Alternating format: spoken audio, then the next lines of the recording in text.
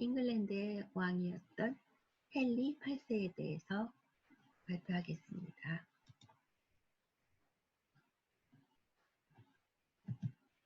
헨리 8세는 튜더 왕가의 혈통으로 부왕인 헨리 7세와 엘리자베스의 둘째 아들로 태어났습니다.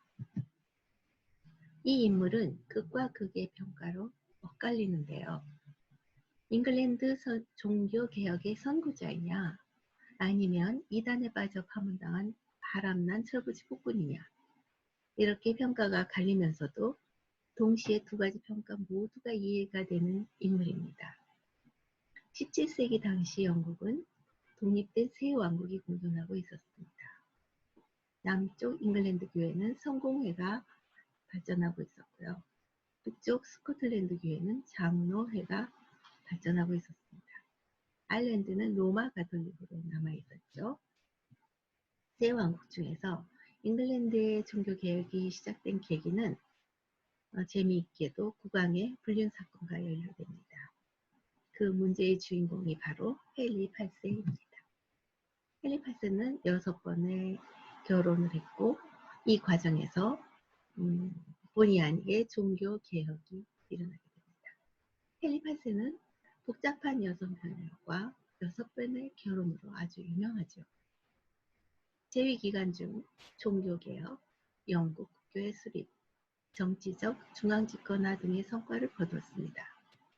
그렇지만 헨리 8세 집권기의 영국은 늘어나는 왕실의 비용과 과도한 화폐 발행 등으로 심각한 인플레이션 현상을 겪었고, 공유지의 사유재산으로 농민에 대한 수탈이 극심하였습니다. 런던 인구는 크게 증가하였고 여러 가지 사회 문제가 발생하였습니다.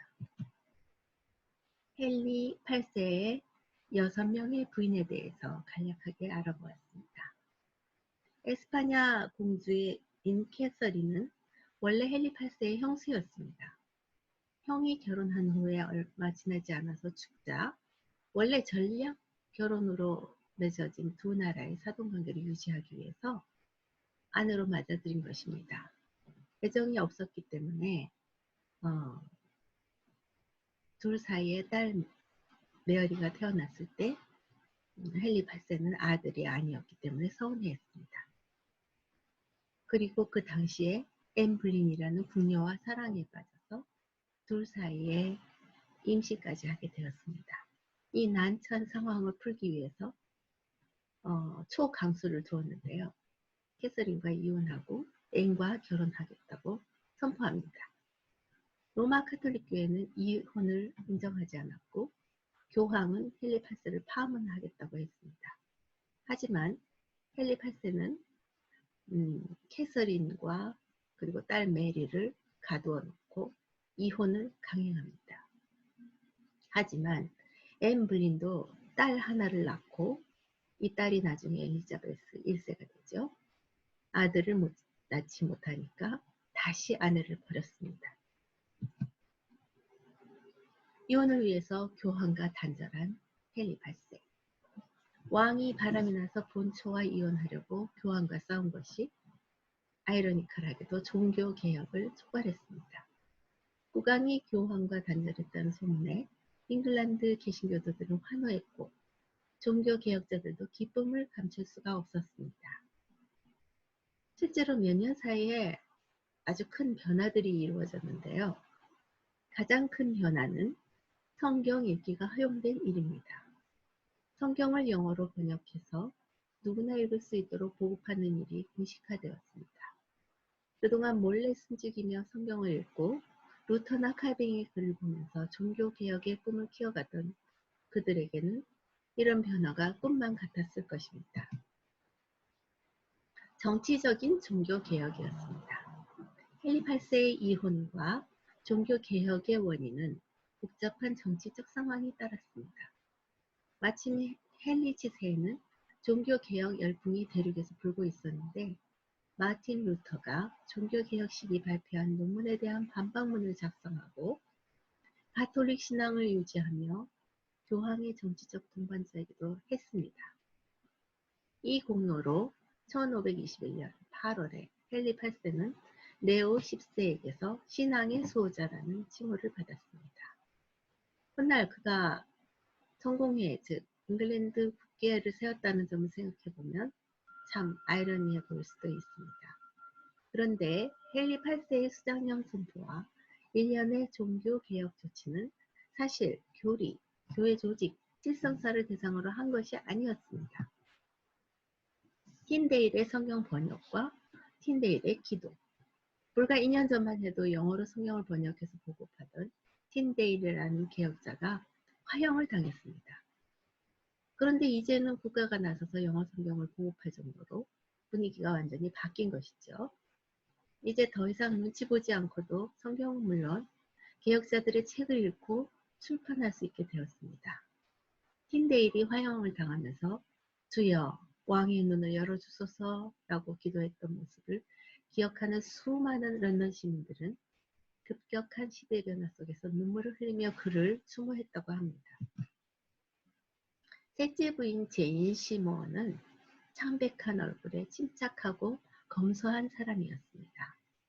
제인은 헨리 8세가 하사한 많은 재물들을 그냥 돌려보냈고 오로지 결혼할 때에만 지참금으로 일부를 받아들이겠다고 뜻을 전했습니다. 독실한 가톨릭 신자였던 제인은 왕비가 된 후에도 헨리 8세의 맏딸 메리 공주의 신분 복원을 왕에게 간청했고 부녀 사이 화해를 중재하기도 했습니다. 허약한 체질이었던 제인은 1537년 출산 때 무려 사흘이나 걸려서 아들 에드워드를 낳았습니다. 헨리 8세는 아들의 탄생에 크게 기뻐하여 울먹였고 런던 탑에서는 2000여 발의 축포가 터져나왔습니다. 하지만 제인은 출산 후 산옥 연료 2주 만에 사망했고 헨리 8세는 깊은 시름에 잠겼습니다. 헨리 8세는 왕자를 낳아준 제인 시모어를 특별하게 여겼고 사후에 제인 곁에 묻히기를 원했습니다.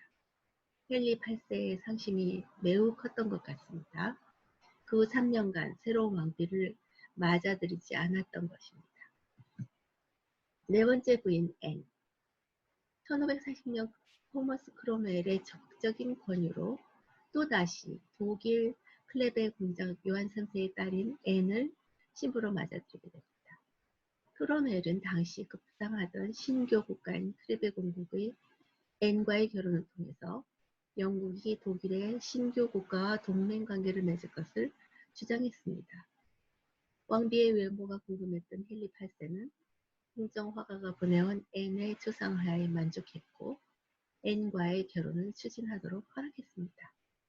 그러나 실물이 초상화와 다르다는 이유로 앤과의 신방을 치르지도 않았고 6개월 뒤에 바로 이혼하였습니다. 승진했던 앤은 이혼을 순순히 받아들였고 왕비가 아닌 왕의 누이라는 호칭을 얻은 것에 대해서 만족하면서 영국에 머물렀다고 합니다. 다섯째 부인 캐서린 하워드.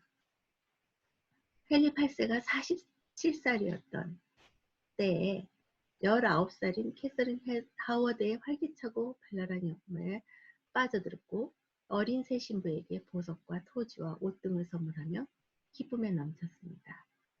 그러나 캐서린은 이미 중년에 접어든 왕에게 실증을 느꼈습니다. 자유분방했던 캐서린은 정부에 있던 프랜시스를 시종으로 삼았는가 하면 이전에 구원자였던 토머스 켈퍼퍼에게는 연설을 보냈습니다. 결국 그녀는 추문에 휩싸이게 되었고 어린 신부를 가시없는 장미라 하며 애칭을 부르며 사랑했던 헨리 8세는 분노하게 되었습니다.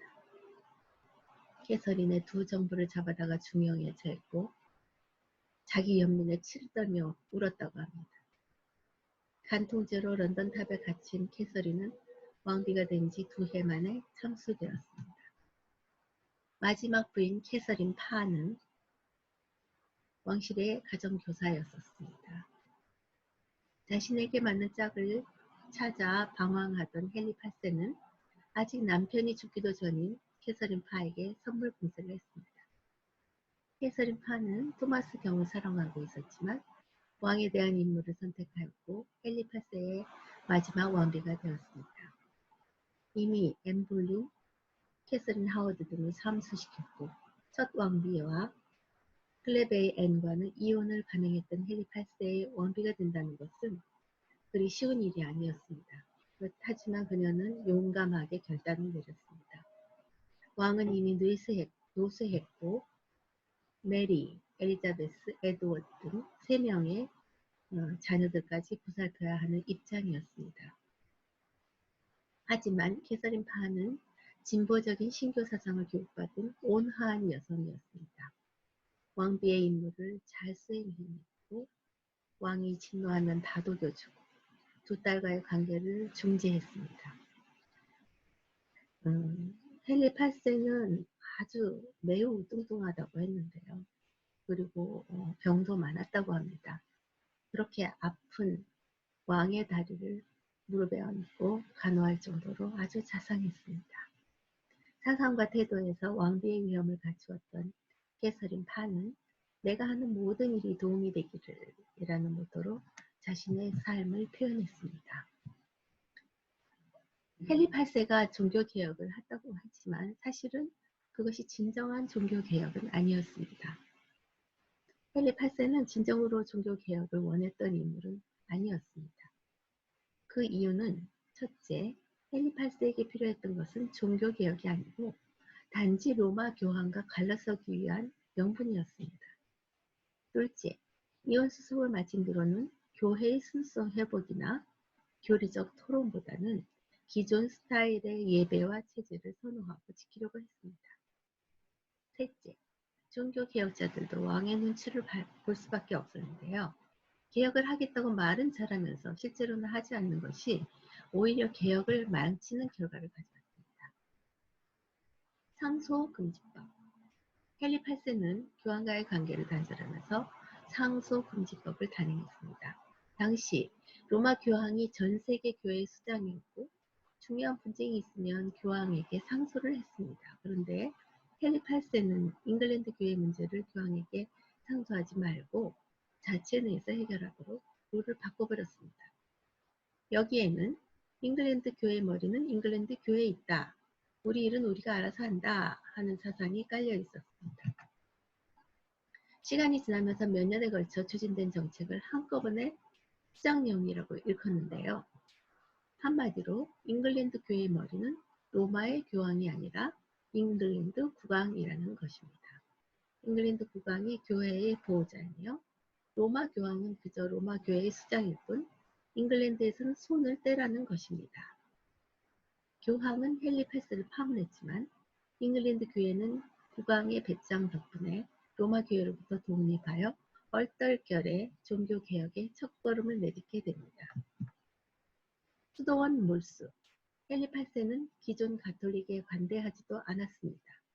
수도원 몰수는 대체로 환영받았지만 자신을 잉글랜드 교회의 수장으로 인정하지 않은 토마스 모어와 존 피셔 주교를 채용한 데 이어서 가톨릭 신자들을 로마 추종자로 선언하며 수장령과 반역법 준수를 강요했습니다.